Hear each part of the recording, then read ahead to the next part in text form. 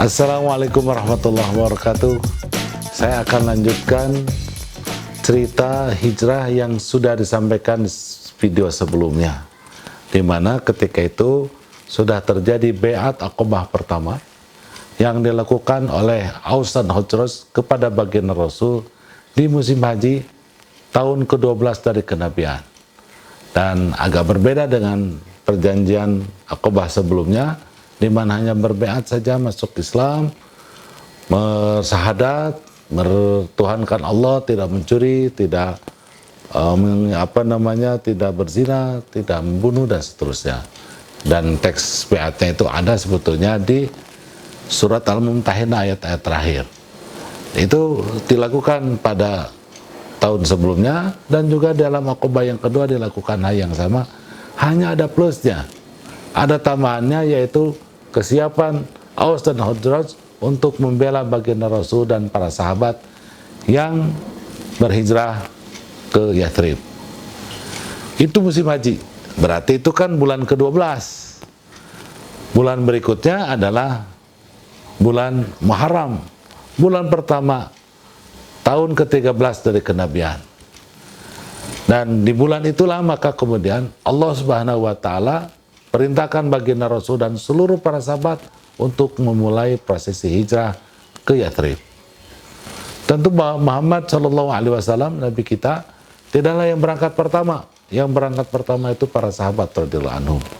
Dan ini tentu hal yang sangat tidak diinginkan oleh para pembesar Quraisy, sehingga mereka melakukan penghalangan terhadap sahabat yang melaksanakan hijrah ke kota Yathrib. Ada yang berhasil dihadang, dibalikin lagi, ada yang kemudian sembunyi-sembunyi, tidak membawa apa-apa, ada yang jalan terus, tidak berhenti-berhenti, ada yang cuma malam saja yang berjalannya, ada yang cuma siang saja. Tapi intinya bahwa Rasulullah SAW melaksanakan hijrah itu tidak pada awalnya, tetapi tentu adalah pada akhirnya, walaupun memang ada beberapa sahabat yang tersisa. Bagaimana Rasulullah SAW berhijrah?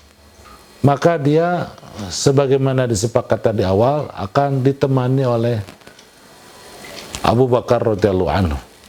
Dan Abu Bakar ini menyiapkan dananya, menyiapkan segala sesuatunya, termasuk perencanaan bagaimana mengecoh orang-orang Quraisy agar tidak berhasil menghadang Nabi Muhammad dan beliau. Disusunlah rencana bersama Rasulullah SAW, yaitu berangkat tidak langsung ke utara itu arah arah Madinah ya, atau arah Yathrib dari Mekah, tetapi sebentar sekitar 7 kilo ke selatan, kemudian bersembunyi di Gua Thur. Gua Thur itu gua yang ada di puncak Bukit Tur. Kemudian di sana 3 hari, selama 3 hari disuplai makanan. Yang mensuplai makanan itu ditugaskan Asma. Kenapa Asma ditugaskan membawa makanan? Karena dia sedang hamil. Dan menyimpan makanan di bawah perutnya yang hamil itu diikat dengan ikat pinggangnya. Maka dia mendapatkan gelar Dzunnutuqain, pemilik 2 ikat pinggang, karena dibelah ikat pinggangnya, satu untuk mengikat bawahan dia agar tidak melorot, satu lagi untuk mengikat makanan di bawah perutnya, dan ditutup oleh pakaiannya sehingga orang tidak tahu dia sedang membawa makanan atau tidak. Dan nanti ada jejaknya, maka kemudian dihapuskan oleh domba-domba milik Abu Bakar yang diasuh oleh pengembalanya. Selanjutnya juga kemudian butuh informasi. Ya, kita sadar ya, ketika itu sangat sederhana, belum ada handphone, belum ada radio, belum ada apa-apa. Maka kemudian informasi itu dicari oleh putra Abu Bakar yang masih kecil, mencari informasi sambil main gundulah begitu, mendengarkan apa yang diperbincangkan oleh orang yang dewasa, kemudian dilaporkan setiap hari kepada ayahnya dan kepada baginda Rasul di Gua Thur. Langkahnya juga dihapus oleh domba-domba milik Abu Bakar yang dibawa oleh penggembalanya. Begitulah yang direncanakan. Dan rencananya juga berangkat siang hari, tidak malam hari, tapi siang hari, karena ini musim panas. Kalau musim panas, orang semua ada di rumah ngadem, nggak ada yang keluar. Maka kemudian Rasulullah merencanakan itu di siang hari. Tapi sebegitu rapinya Nabi Muhammad dan Abu Bakar merencanakan hijrah, itu bocor juga. Sehingga orang Quraisy akhirnya melakukan pengepungan kepada rumah baginda Rasul. Hanya kalau orang Arab itu kalau nangkap orang di rumah itu aib. Jadi harus ditunggu dulu keluar, sudah keluar baru dihantam kira-kira. Ini Muhammad nggak keluar, jadi dikepung aja rumahnya. Melihat seperti ini maka kemudian Allah memberikan mujizat kepada Nabi Muhammad SAW, yaitu pada malam harinya itu ada pasir dilempar ke mereka dan Allah takdirkan semuanya ngantuk dan tertidur. Pada posisi itulah kemudian baginda Rasul dan juga Abu Bakar bisa keluar dari mereka. Ketika terbangun mereka kaget, akhirnya kemudian memaksa masuk ke rumah Nabi Muhammad, ditemukan ada orang yang sedang berbaring, pas dibuka bukan Muhammad tetapi Allah Ali bin Abi Thalib. Keceleklah mereka, akhirnya mereka melakukan pengejaran. Karena hijrah ini ke kota Yathrib, ke wilayah utara, maka dikejar ke utara. Sudah 2 hari mencari ya gagal. Dengan kudanya, dengan apanya gagal ditemukan. Karena memang nggak ke utara, nggak ada. Akhirnya balik lagi ke Mekah, menginformasikan siapa yang menemukan Muhammad dan Abu Bakar die or alive, maka baginya sekian ratus unta.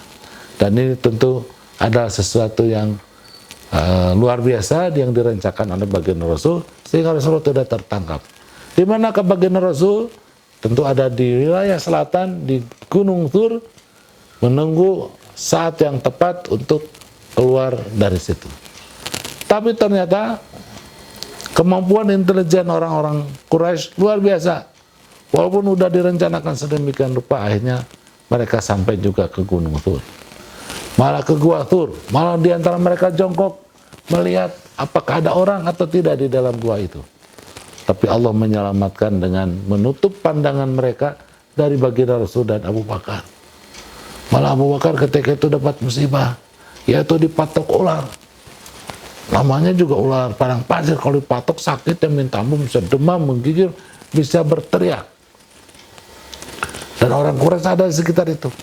Dan ini kembali lagi ada mukjizat di mana Rasulullah SAW bisa menyembuhkan seketika dari pengaruh bisa ular tersebut, dan kemudian akhirnya tidak terdengar suara apapun dari baginda Rasul dan dari Abu Bakar radhiyallahu anhu, sehingga orang Quraisy akhirnya pulang ke Mekah tanpa hasil. Padahal mereka sudah mampu menemukan jejak keberangkatan Abu Bakar bersama Nabi Muhammad SAW. Belum selesai, masih penasaran? Kita tunggu di video berikutnya.